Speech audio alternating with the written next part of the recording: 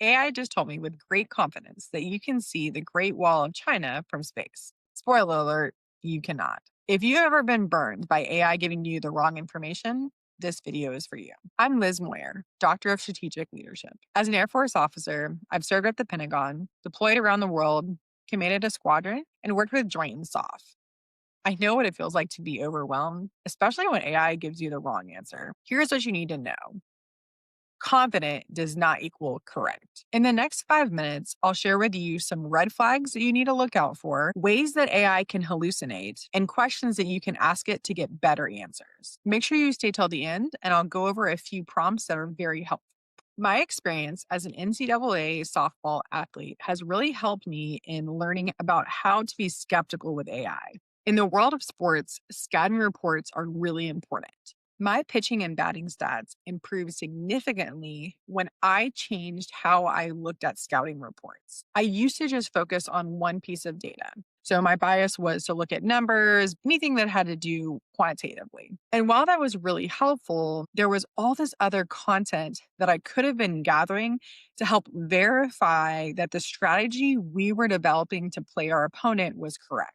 Just like I had to verify that the scouting information that I was receiving was correct, you must do that with AI. And the kicker is it's every single time. Do not trust that large language model. Let's start with red flags. I have them listed here and you can read them, but we need to be mindful and train our brains to look for these nuances. What researchers have discovered is that the creators of these large language models wants to keep you on the platform. And so they're going to do anything they can to prolong the conversation or keep it going. I have seen some improvements, especially on the paid large language models, where it is caveating what it doesn't know. But the issue is it is still getting information wrong. And one of the key issues is that everyday users like you and me who aren't in the back end developing and messing with API, we can't mess with the temperature. In some DoD large language models, and I've got those linked up above, you can address the temperature, and that gives you a better chance of reducing hallucinations. But as a day to day user, if you're on Claude, Gemini, or ChatGPT, that temperature is set. So now that we've talked about the red flags, point number one is you need to look out for the confidence trap. The takeaway I want you to get is that when it provides that answer, it will say so very confidently. And it might be recommending a document that is out of date. It could be creating a document that never existed in the first place. Or worse, it does some Frankenstein where it combines two documents and a quote and something completely made up and makes it some study.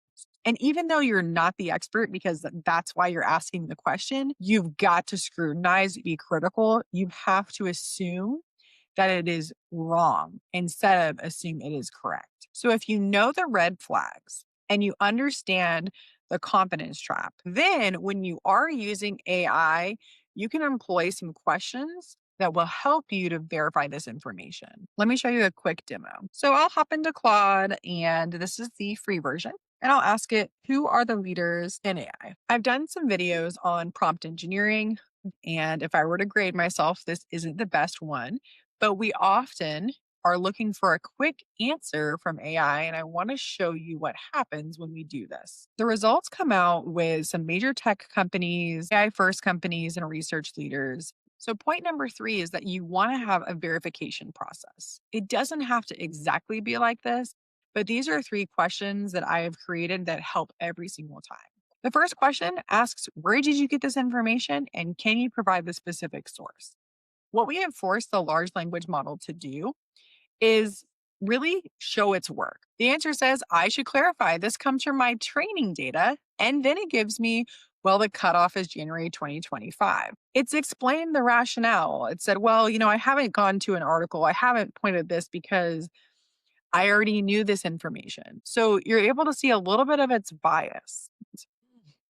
Now, another question I recommend asking is, How certain are you about this? And what parts might be inaccurate? Here it breaks it down into very confident, moderately confident, less confident, potentially outdated, and then what might be inaccurate. Remember, none of this information was provided for you up front. Finally, you want to ask where you can search for this information independently. One of the most popular sayings in leadership is trust but verify. We do that with people, and we have to do that with using AI. The large language model responds with some specific recommendations to help you look, to help you search, and that hopefully will get you into a little bit more validated response. So many people are frustrated because companies are forcing individuals to start using AI. And because they're not doing these questions, verification processes, they're creating more work. AI is getting a bad rep because we're not engaging our minds and using critical thinking, which is what humans do.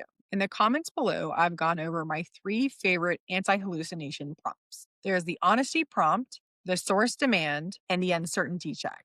Drop a comment below on the worst hallucination that AI has given you. If you remember one thing, it's that AI's confidence does not equal correctness. Question everything and verify what matters. And honestly, that's not bad life advice in general.